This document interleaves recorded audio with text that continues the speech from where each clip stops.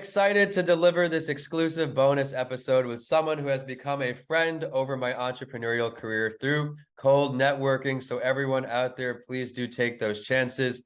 We can go back to 2019 when my first book came out.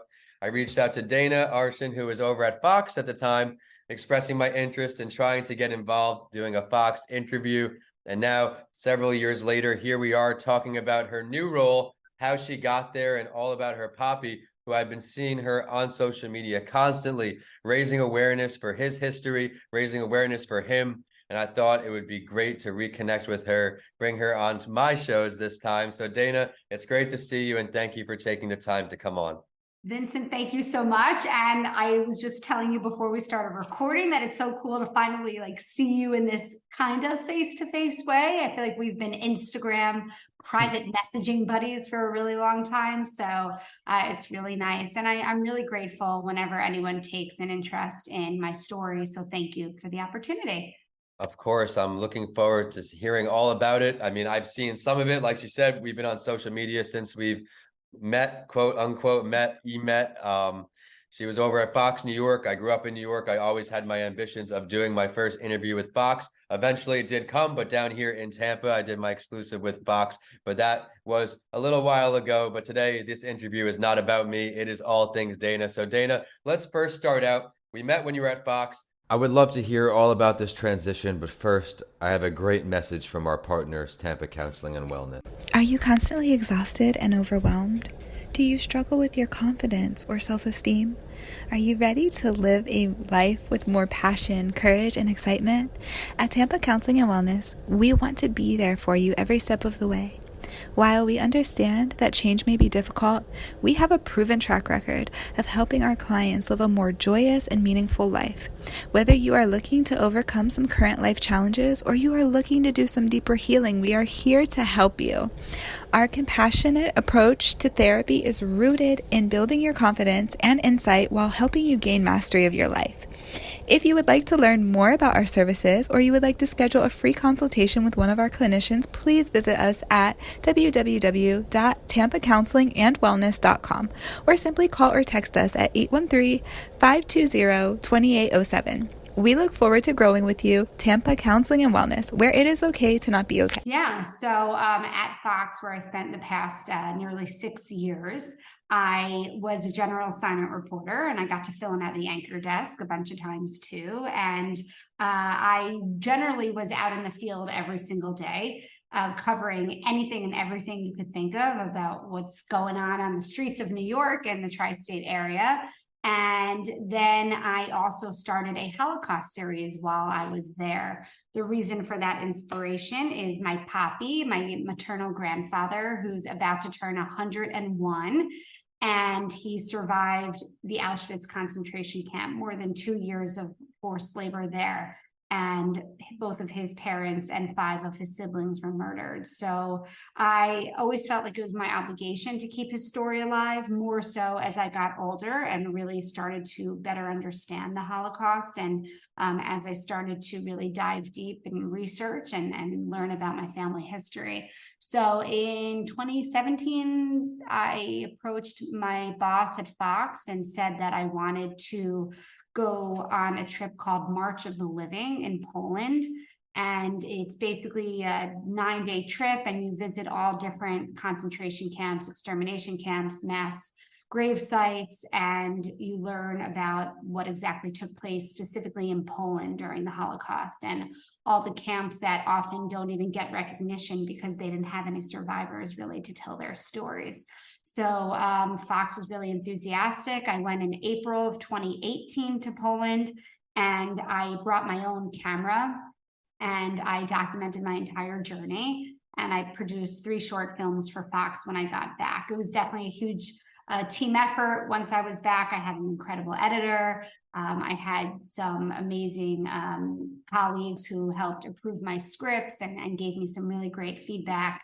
And we won an Emmy Award for one of those short films I produced. I got an Emmy nomination for one of the others.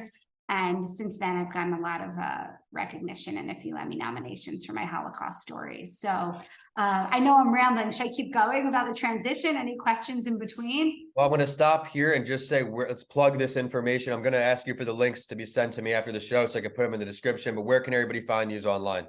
Yeah, so I actually just recorded a podcast yesterday too. I haven't bit the bullet and bought my own domain yet. I have like one of those Weebly websites, like danaarshin.weebly.com. You can check out every story there. But if you just Google like Dana Arschin Holocaust, or YouTube, a bunch of the stories will come up. But thank you for asking. Of course. So you've done the Poland trip. What was your biggest takeaway? I'm sure there was so much to take in over there. What was one of the biggest things that stood out to you?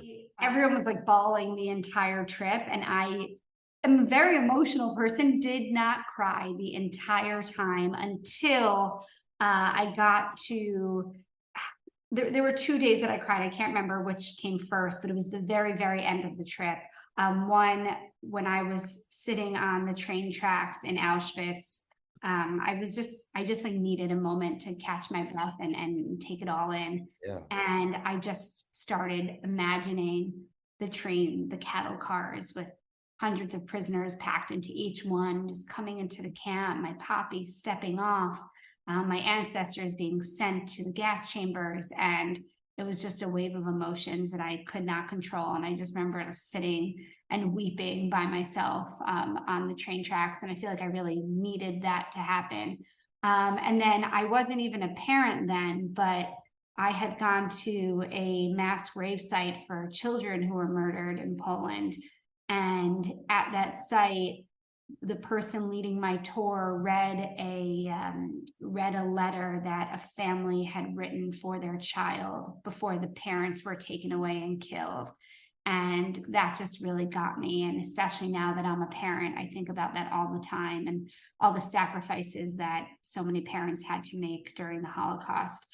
So many gave their children up to Christian families to go into hiding. So many sent their kids on what was called the Kinder Transport, which was a mission organized by England to take children throughout Europe and bring them to England for safety. So I can't imagine ever being in a situation like that. So those were the two moments that played the biggest role on me while I was there.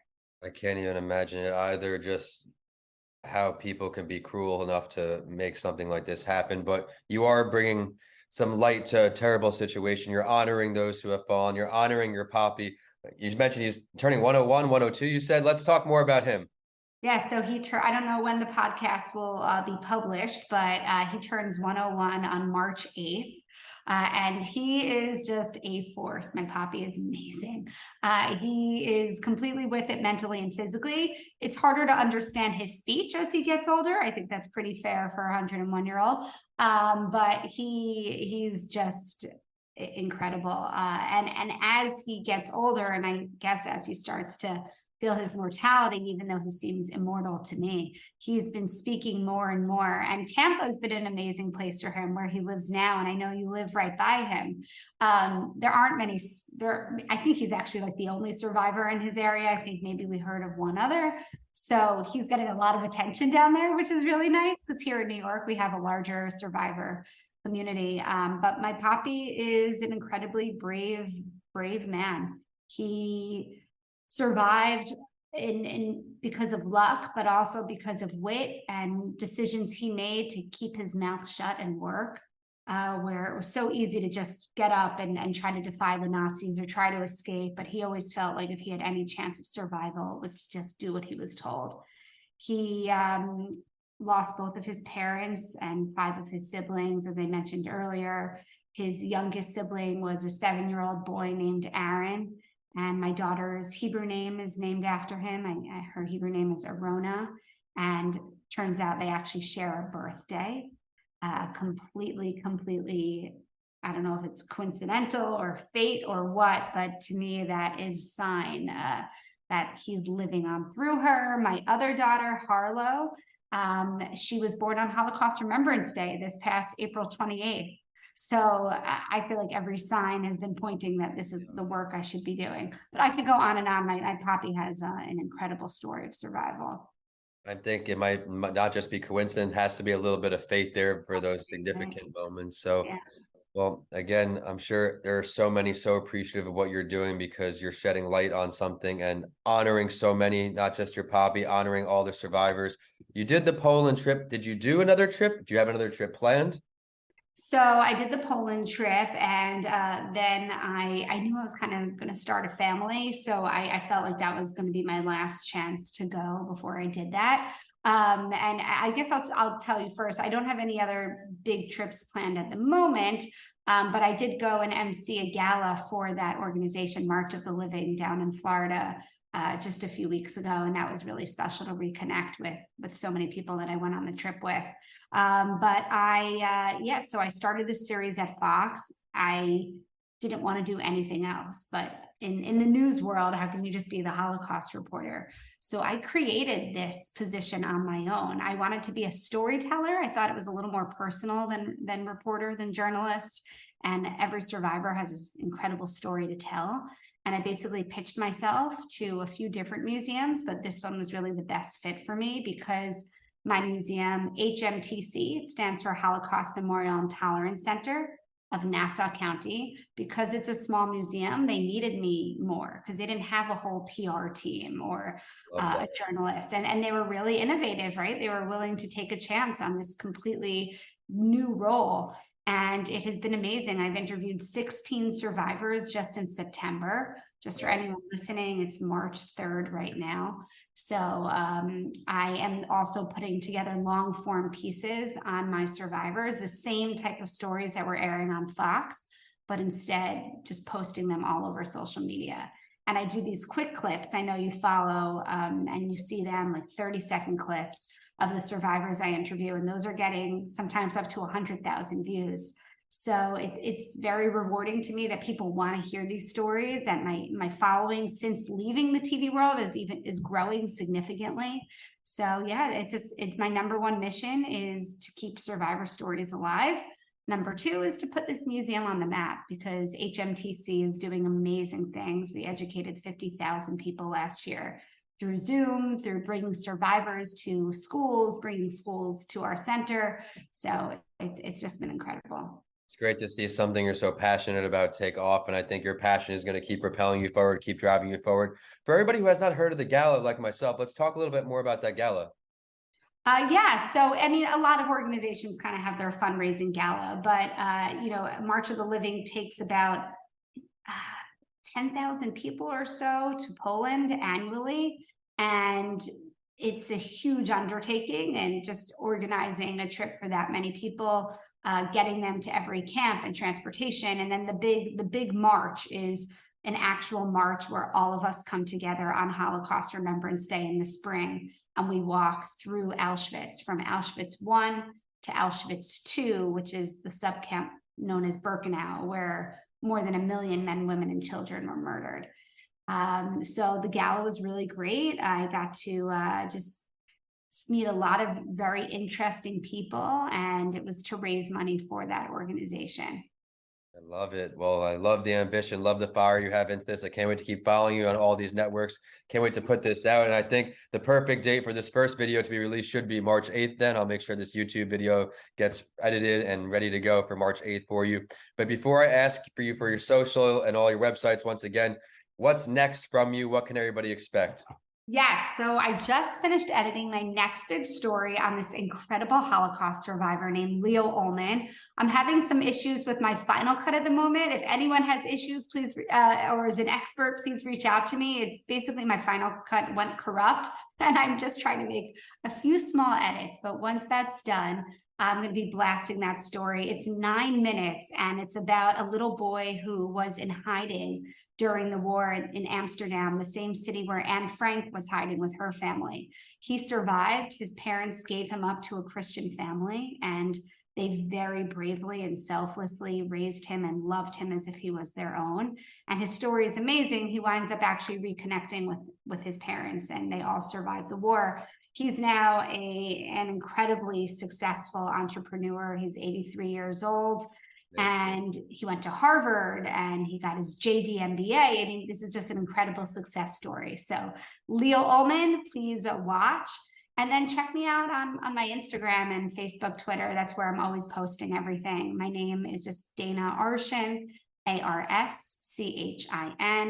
and you'll find all my stuff there. But I have to ask you, Vincent, so you're not Jewish. I know you're this big Italian family. Is there any reason why you were attracted to my story and any kind of pull that you feel towards the Holocaust? Because I was so family oriented, I don't have my grandparents with me anymore, but I mentioned I lived with them forever. You're also on Long Island. I'm from Northport originally. That's where I graduated from. And as I mentioned, just the hard work you're putting into it behind the scenes. I know as an entrepreneur that people only see certain things that go on. They see the finished product, but they don't see all the work that goes behind the scenes. So I thought it would be great for you to share, just like you did, all of the progress and the momentum you've gained, the difference you've made on multiple continents, how you're doing more and more. And I think it's still just beginning for you. I know you've already hustled to get 16 of these done in just a few months. I bet by the end of the year, I'll have to bring you back on for another show because you'll probably hit who knows how many. But I'm proud of you as someone who's had the chance to network with you a few years ago. I look forward to seeing all of your continued success. And with that, I think we can sign off. It's been an incredible, incredible interview. Thank you so much again for taking the time and all of the hard work you're putting in. I look forward to seeing it all keep unraveling. Thank you so much. Really appreciate the opportunity. And I know you and I are going to be Instagram and better friends for a long, long time. Of course. Well, everyone that viewed on today, I hope you learned a lot. I hope you found some inspiration and some motivation to follow your passion and make a difference, shed awareness on anything in your life, because we all have a story to share and we should all keep doing that. Vincent A. Lanci here, signing off in St. Petersburg. Thanks for tuning in, and be sure to check out the next video and podcast episode with Dana Arschin coming soon.